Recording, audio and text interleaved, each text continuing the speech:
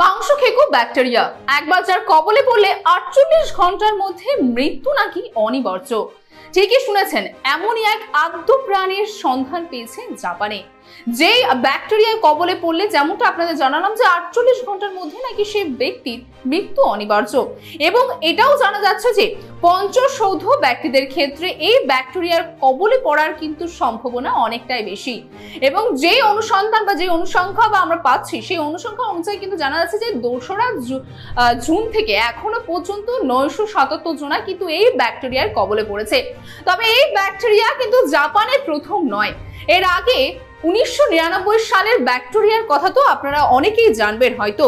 সে বিষয়ে আপনাদের প্রথমে জানিয়ে রাখি যে ব্যাকটেরিয়া STASS নামক একটি ব্যাকটেরিয়া সংক্রমিত হয়েছিল এবং সেই সময় কিন্তু আতঙ্ক ছড়িয়ে পড়েছিল সারা বিশ্বের মধ্যে। এবং সেই ব্যাকটেরিয়ায় কিন্তু আবার এখন আতঙ্ক ছড়াচ্ছে এবং জানা যাচ্ছে যে গত বছরেও কিন্তু এই ব্যাকটেরিয়ার কবলে পড়ে ৯৪১ জন আক্রান্ত হয়েছিল। এবং এই বছর যেমনটা জানালাম যে ২রা জুন থেকে শুরু করলে ৯৭৭ জন কিন্তু এখনো পর্যন্ত এই ব্যাকটেরিয়ার কবলে পড়ে আক্রান্ত হয়েছে। তবে গত বছরের তুলনায় এই বছর কিন্তু এর ভয়াবহতা অনেকটাই বেশি, কারণ বুঝতে পারছেন যে পরিসংখ্যান অর্থাৎ অল্প সময়ের মধ্যে কিন্তু অনেকটা বেশি আক্রান্ত হয়েছে ৯৭৭ জন, যার জন্য কিন্তু এর আতঙ্ক দিন দিন বাড়ছে। তবে গ্রুপ AGAS নামক এই ব্যাকটেরিয়া কিন্তু বাচ্চাদের মধ্যে গলা ফোলা থেকে শুরু করে গলা ব্যথা বিভিন্ন রকম উপশম কিন্তু দেখা যাচ্ছে। তবে এই ব্যাকটেরিয়ারই কিছু কিছু যেমনটা জানা যাচ্ছে যে আদ্য প্রাণী আছে যা কিন্তু অতি দ্রুত শরীরের মধ্যে ছড়িয়ে পড়ছে এবং যার ফলে যেমনটা জানা যাচ্ছে ৪৮ ঘন্টার মধ্যে কিন্তু মানুষের যার ফলে মৃত্যু হচ্ছে। এবং সেই উপশম হিসেবে দেখা যাচ্ছে যে কখনো জ্বর, কখনো গায়ে ব্যথা এবং তার পাশাপাশি দেখা যাচ্ছে রক্তচাপ কমে যাচ্ছে, যার ফলে কিন্তু শ্বাসকষ্ট হচ্ছে এবং অবশেষে দেখা যাচ্ছে অর্গান ফেলিয়ার হচ্ছে এবং যার ফলে কিন্তু মূলত বলতে পারেন সেই ৪৮ ঘন্টার মধ্যেই প্রাণ হারাচ্ছে মানুষ। এমনটাই কিন্তু চিকিৎসকেরা বলছে। চিকিৎসকদের যে মত, সেই মতামত অনুযায়ী তারা বলছে আপনারা যদি সকালে যদি কোনো ব্যক্তির পায়ে ফোলা দেখেন আর সেই পায়ে ফোলা কিন্তু দুপুর হতে হতে হাঁটুতে পৌঁছে যাচ্ছে এবং তারপরে অতি দ্রুত কিন্তু শরীরে ছড়িয়ে পড়ছে এবং ঠিক তেমনই ৪৮ ঘন্টার মধ্যে কিন্তু প্রাণ হারাতে হচ্ছে সকলকে। এবং চিকিৎসকরা মনে করছেন যে এই বছর জাপানে কিন্তু ২৫০০ থেকে বেশি মানুষ এই রোগে আক্রান্ত হতে পারে, এমনটাই কিন্তু চিকিৎসকেরা আশঙ্কা করছে। তবে এই রোগের হাত থেকে রেহাই কি করে পাবে সাধারণ মানুষ, কি কি করলে পারে এই রোগের হাত থেকে তারা বাঁচতে পারবে?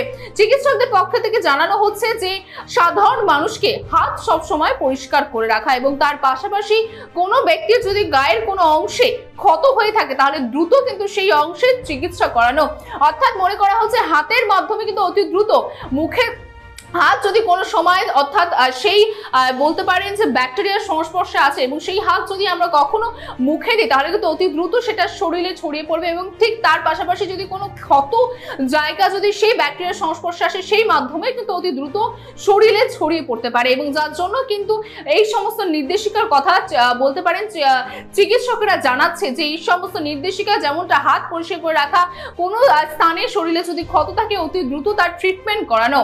তবে এই যে ব্যাকটেরিয়ার কথা আমরা বলছি মাংসখেকো ব্যাকটেরিয়া, সেই ব্যাকটেরিয়া কিন্তু শুধুমাত্র যে জাপানে তার সন্ধান পাওয়া গেছে বা তার হদিশ পাওয়া গেছে তা কিন্তু নয়।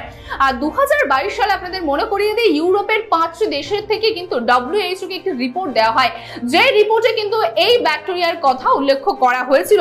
এবং তার পাশাপাশি বিশ্ব স্বাস্থ্য সংস্থা এটা মনে করছে যে কোভিডের পরে অর্থাৎ কোভিডের পরবর্তী পরিস্থিতিতে যেহেতু নিষেধাজ্ঞা উঠিয়ে দেওয়া হয় যার ফলে কিন্তু এই রোগ অতি দ্রুত ছড়াচ্ছে। যেমনটা বললাম যে গত বছর কিন্তু জাপানে ৯৪১ জনা তারা কিন্তু আক্রান্ত হয়েছিল, কিন্তু এই বছর ২রা জুন থেকে হিসাব করলে কিন্তু সেই আকার অনেকটাই বেশি হয়ে গেছে, ৯৭৭ জনা কিন্তু আক্রান্ত হয়েছে। এবং চিকিৎসকরা মনে করছেন যে জাপানে এই বছর ২৫০০-এর বেশি মানুষ কিন্তু আক্রান্ত হবে।